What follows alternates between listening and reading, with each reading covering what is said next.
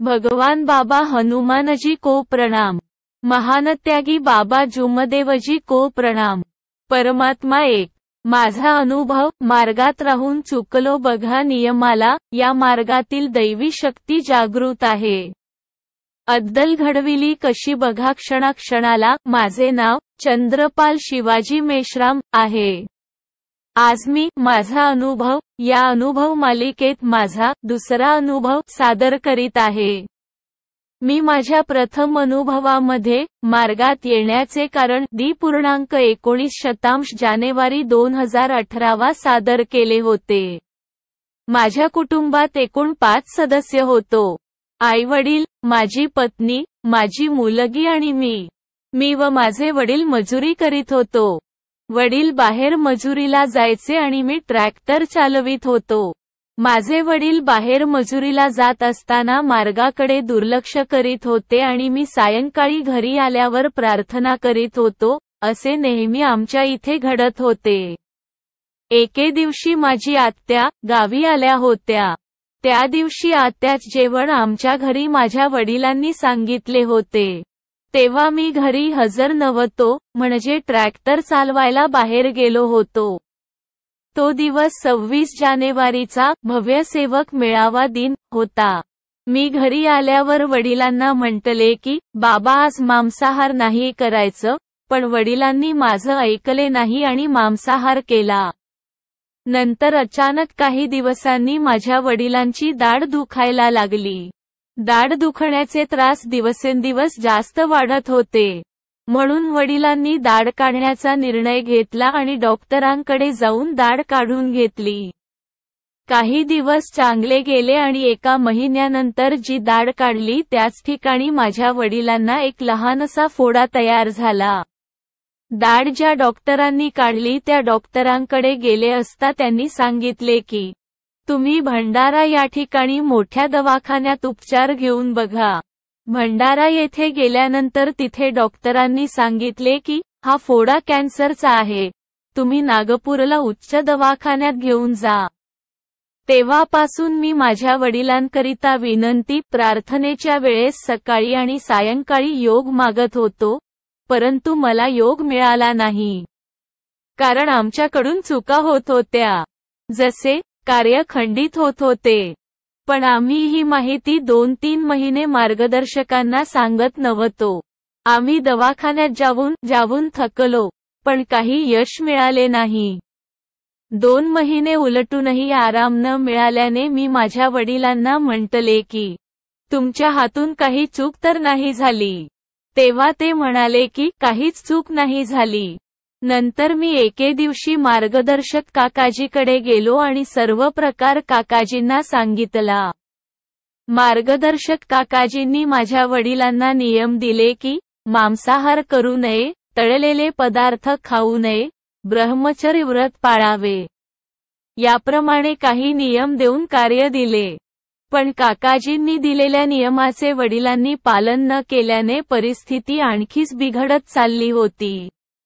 मी पण वडिलांना समजावून त्रासून गेलो होतो। पैशाने पूर्णपणे बर्बाद झालो। दवाखान्यात न्यायला जवळ 1 रुपया नाही, अशी आमची परिस्थिती झाली होती। काय करावं, काय नाही, काही सुचेनासे झाले। माझे वडील एवढे झाले तरी पण सकाळ सायंकाळी विनंतीला प्रार्थनेला बसत नव्हते। माझ्या वडिलांना कुणीतरी सांगितले की अमुक गावी तिथे कॅन्सरची दवाई देतात, तर तिथे जाऊन बघा। लोकांच्या सांगण्याप्रमाणे आम्ही जात होतो।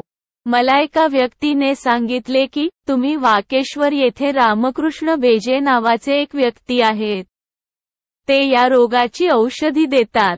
जेव्हा त्यांनी सांगितले तेव्हा शेवटचा उपाय म्हणून आम्ही जायचं ठरवलं। मला पण कंटाळा आला, परंतु आम्ही तिथे गेल्यानंतर त्यांनी काही औषधी दिली आणि परत 2 वेळ यायला सांगितले। इथे जा, तिथे जा करून मला खूप कंटाळा आला होता, पण 2 वेळा शेवटचा उपाय म्हणून आम्ही जायचं ठरवलं। आम्ही 2 वेळा तिथे गेलो, पण तिथे जाऊन सुद्धा काहीच फरक जाणवला नाही। आपण कितीही काही उपाय केले तरी काही होणार नाही असे माझ्या मनात खूपदा विचार यायचे आणि प्रकृती इतकी खराब झाली की माझ्या वडिलांच्या दाढेमधून लस-पू निघत होते. चिंतेमुळे माझी प्रकृती खूप खराब झाली.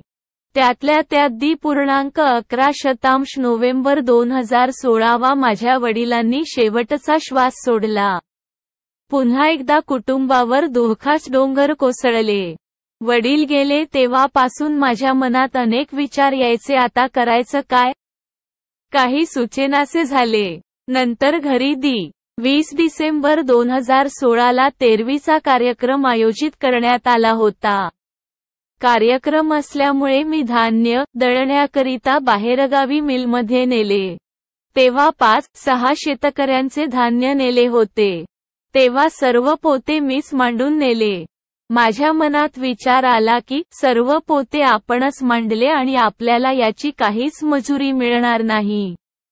माझ्या मनात लोभेची भावना निर्माण झाली आणि मी एका शेतकऱ्याची दळलेली तांदळाची पोतली आपल्या पोतलीत टाकली. घरी आल्यानंतर सर्वांचे तांदूळ वाटले, परंतु मी एक पोतली आपल्या पोतलीत ठेवली होती. माझ्या मनात नेहमी तेच विचार यायचे की काही होईल तर नाही. 13वीचा दिवस जवळ आला आणि बघा भगवंताने कशी मला शिक्षा दिली.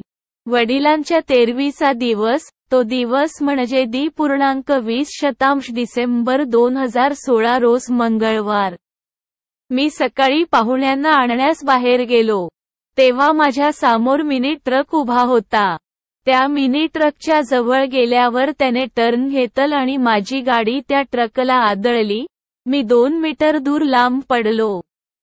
कृपा भगवंतांची की मला काही झालं नाही. फक्त माझ्या उजव्या हाताच्या अंगठाचा नख मोडला व रक्त लागला. गाडीचा थोडासा नुकसान झाला.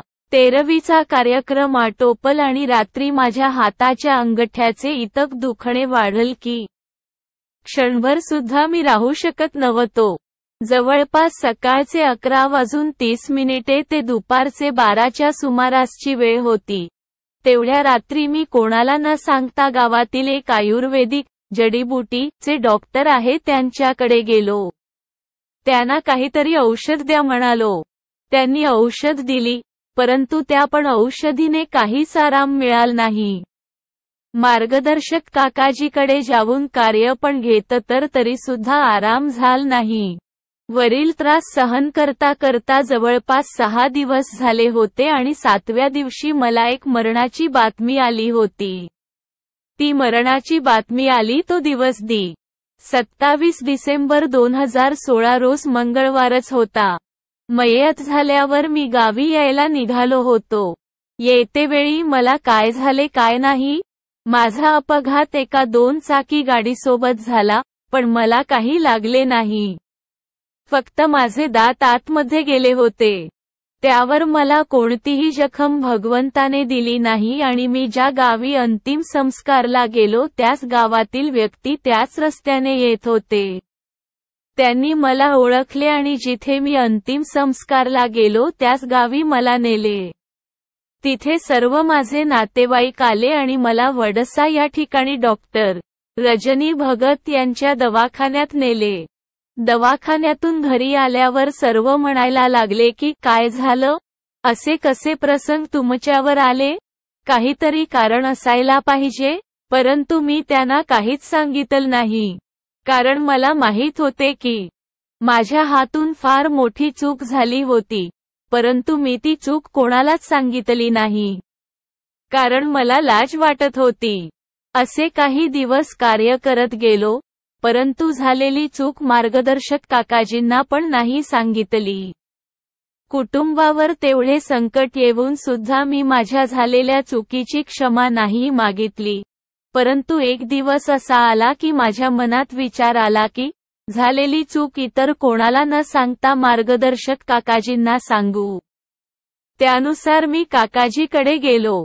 त्यांना सांगितले की काकाजी माझ्या हातून मोठी चूक झाली आणि त्या चुकीची मला क्षमा करा. माझ्या हातून पुन्हा अशी चूक होणार नाही असे मी सत्य वाचन देतो. माफी मागितल्यानंतर काकाजींनी मला 3 दिवसांचे साधे कार्य दिले आणि माझे मन शांत झाले. वरील घटना घडल्यानंतर आणि कार्य झाल्यावर जवळपास 2 ते 3 महिन्यांनी काकाजींनी आम्हाला त्यागाचे कार्य दिले. त्यागाच्या कार्यात परमेश्वराने आमची परीक्षा घेतली. त्यागाचे कार्य चालू असताना माझ्या मांडीला केसतोळ झाली. परंतु मी डगमगलो किंवा घाबरलो नाही आणि त्यागाचे कार्य समाप्त झाले. मला भवनात बाबांची प्रतिमा आणायला नागपूरला जायचोच तेव्हा मला गाडीत बसता येत नव्हते. परंतु कस बसलो हे मलाच माहीत नाही. फक्त मुखातून बाबा हनुमानजी म्हणत नागपूरला गेलो. नागपूरला भवनमधून मला बाबांची प्रतिमा मिळाली. आज मी आणि माझे कुटुंब सुखी आहे. यानंतर मी बाबांनी दिलेल्या 4 तत्व, 3 शब्द आणि 5 नियम जीवनात पालन करीन असे मी सत्य वचन देतो. लिहिण्यात काही चूक भूल झाली असेल तर भगवान बाबा हनुमानजी व महानत्यागी बाबा जुमदेवजी यांना क्षमा मागतो. नमस्कार. सेवक चंद्रपाल शिवाजी मेश्राम. पत्ता मू. मिरेगाव ता. लाखनीजी भंडारा. मार्गदर्शक अंतारामजी धुर्वे मू. बरडकिनी. परमपूज्य परमात्मा एक सेवक मंडळ वर्धमान नगर नागपूर. सर्वांना माझा नमस्कार.